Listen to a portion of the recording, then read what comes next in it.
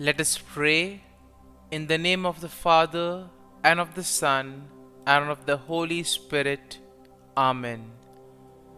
O Jesus, through the Immaculate Heart of Mary, I offer you my prayers, works, joys, and sufferings on this day for all the intentions of your Sacred Heart, in union with the holy sacrifice of the Mass throughout the world, in reparation for my sins, for the intentions of all my relatives and friends, and in particular for the intentions of the Holy Father.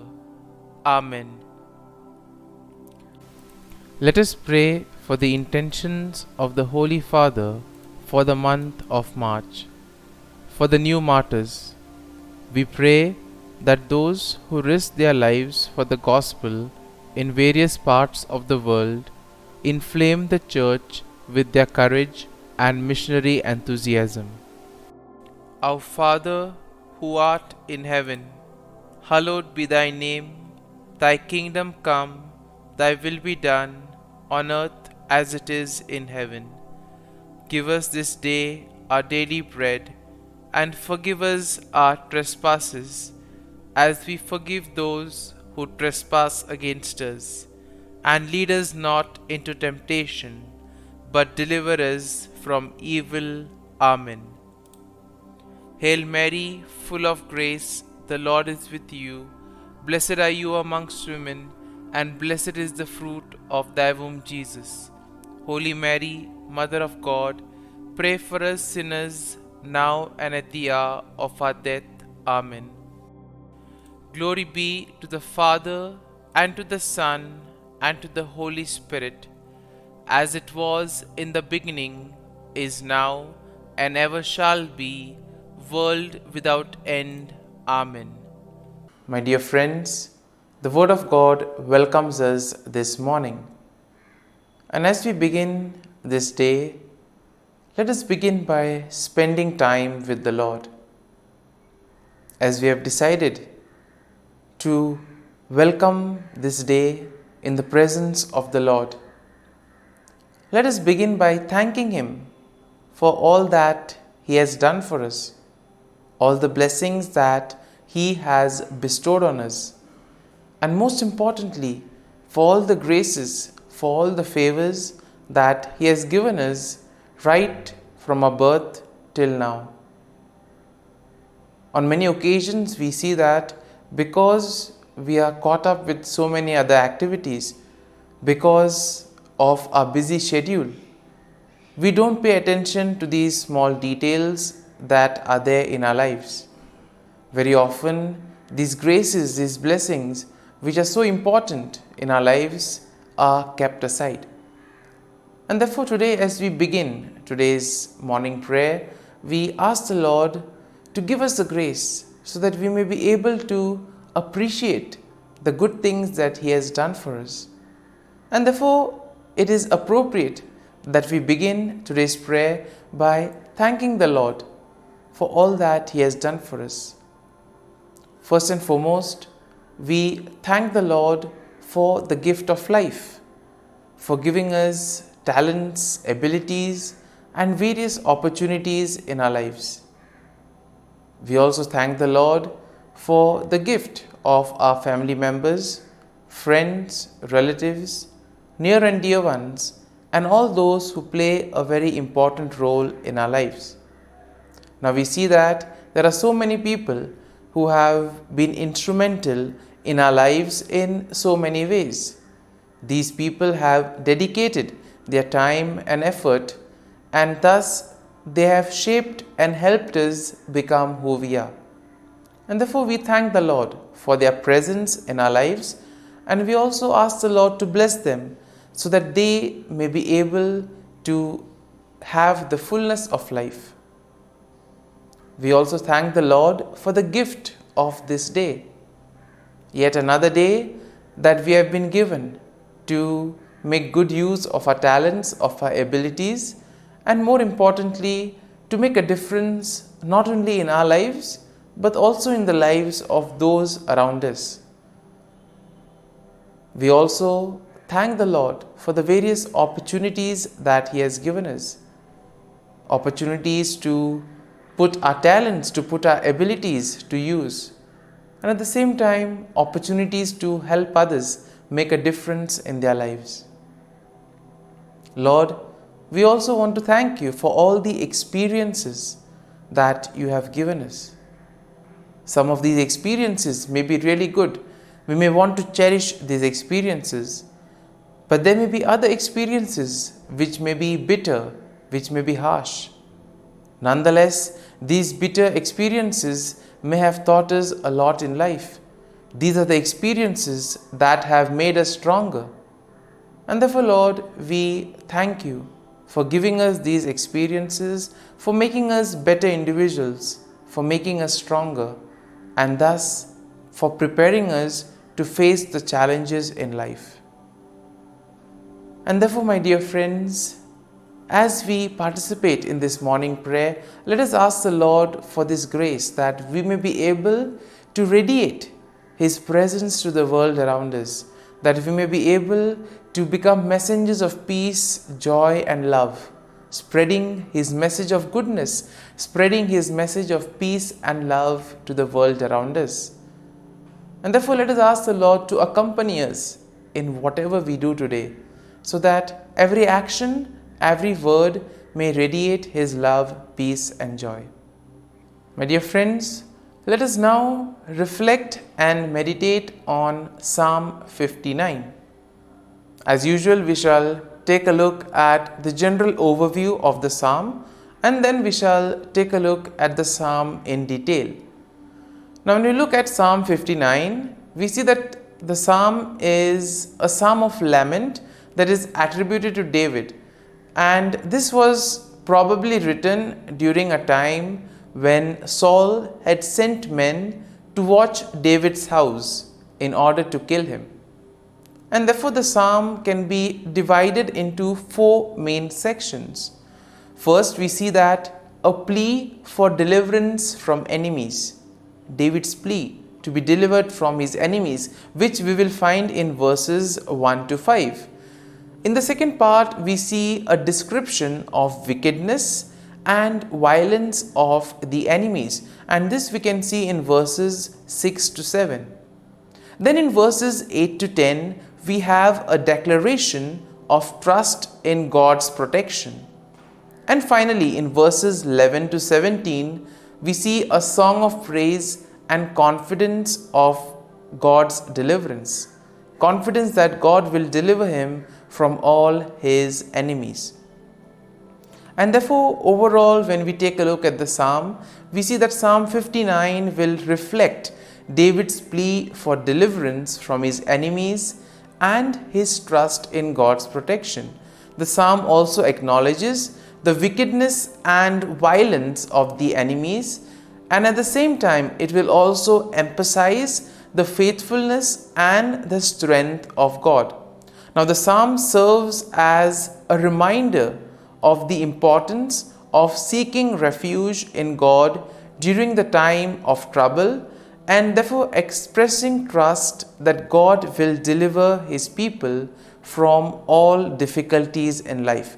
And therefore the psalm will conclude with a song of praise, highlighting the confidence and gratitude that come from placing one's trust and faith in the Lord.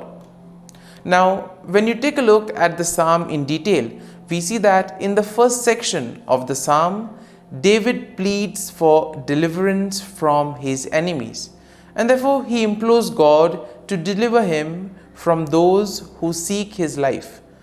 Here we see that David will use vivid imagery in order to describe the intensity of the threat that he faces. Now, David will portray his enemies as fierce dogs who howl and prowl around the city. As we have already seen that the background of this psalm is how Saul sends his men in order to watch over David, and therefore probably here we can see that the fear or the anger, the grief, the sorrow that is probably there in David. And this is what prevents him in order to live a fulfilled life, because he's already been watched, he's always being surrounded, and therefore he uses very strong language, crude language, in other words, giving examples like fierce dogs who are ready to attack him at any time. And at the same time, we see that David will also express his innocence and his trust in God's protection. And in this way, he also pleads to God for God's intervention. Now, when we look at today's world, we also see that it's not very easy in order to practice one's own beliefs, etc. And there may be various factors for this. Sometimes we ourselves could feel as if we are being watched, as if we are being tormented by others. And in those moments, we can have confidence in the Lord that just as David was able to face and put his trust in the Lord, he was able to face his enemies, and thus he was fully confident that the Lord would be there, guide him and protect him. This is the level of confidence, this is the level of trust that all of us are called to have. Now, in the second section of the psalm, we see that David describes the wickedness and violence of his enemies. Now, David portrays them as arrogant and insolent, speaking lies and cursing with their mouths. And therefore, David laments that their deceitful and malicious actions are in a way emphasizing their own violent nature. And David also says that the actions of the wicked are in a way demonstrating their lack of fear or regard for God. And therefore, these are the people who basically feel that they are their own masters, that they don't require anybody else. They don't fear the Lord. And therefore, we see that David, in a way, describes their wickedness, describes their malicious intent. Now, moving on to the third section of the psalm, we see that David declares his trust in God's protection. He affirms that God is his strength and his fortress, that God is a refuge in times of trouble. And it is here we see that David expresses his confidence that God will go before him and he will comfort himself. God will comfort David by confronting his enemies. And it is here we see that David acknowledges that God is his defense and that God's steadfast love will meet him in the morning.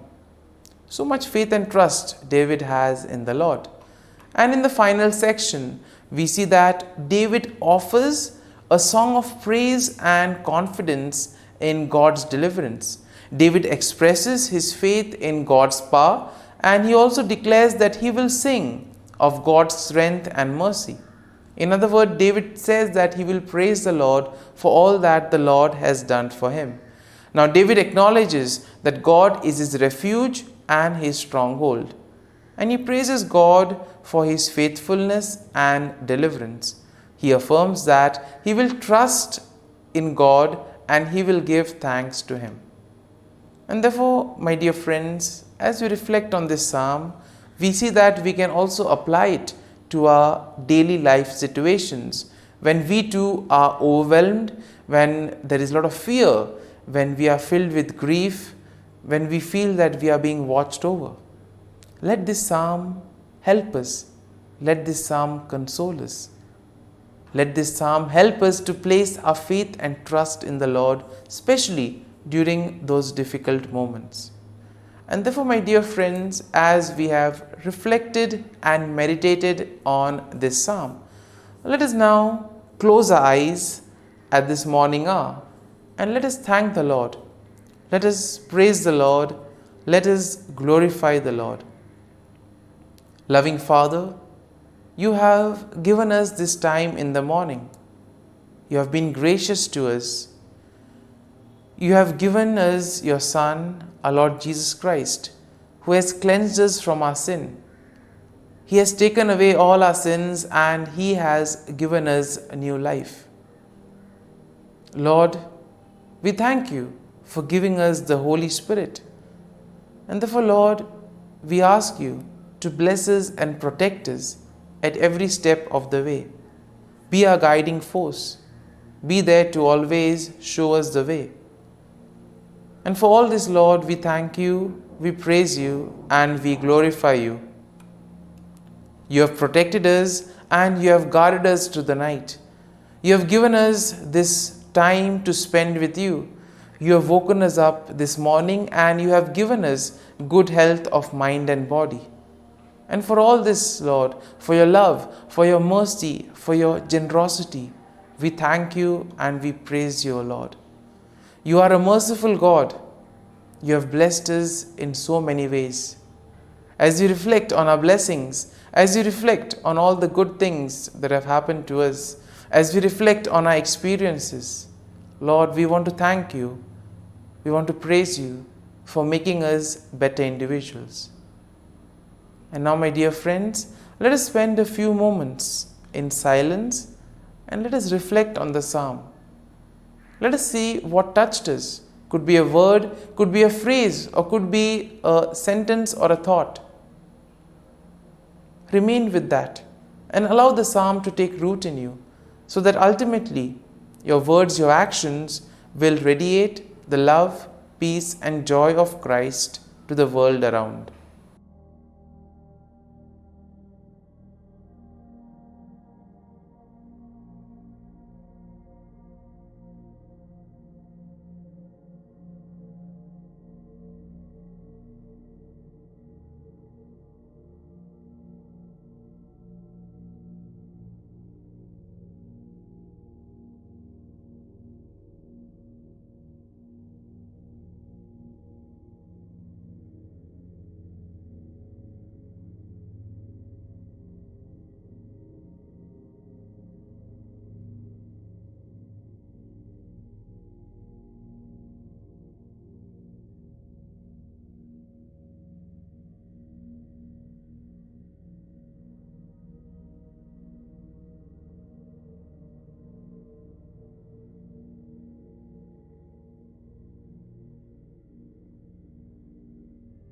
Pray to Saint Michael the Archangel for protection. Saint Michael the Archangel, defend us in battle. Be our defense against the wickedness and snares of the devil. May God rebuke him, we humbly pray. And do thou, O Prince of the heavenly hosts, by the power of God, thrust into hell Satan and all the evil spirits who prowl about the world, seeking the ruin of souls. Amen. Act of Adoration. O Sacrament most holy, O Sacrament divine, all praise and all thanksgiving be every moment thine. Saint Gertrude, pray for souls in purgatory. Eternal Father, I offer thee the most precious blood of thy divine Son, Jesus, in union with the masses said throughout the world today, for all the holy souls in purgatory, for sinners everywhere, for sinners in the universal church, those in my own home and within my family. Amen. May the divine assistance remain always with us, and may the souls of the faithful departed through the mercy of God rest in peace. Amen.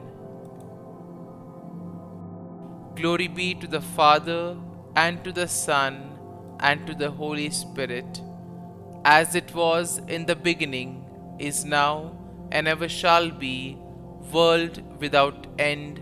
Amen.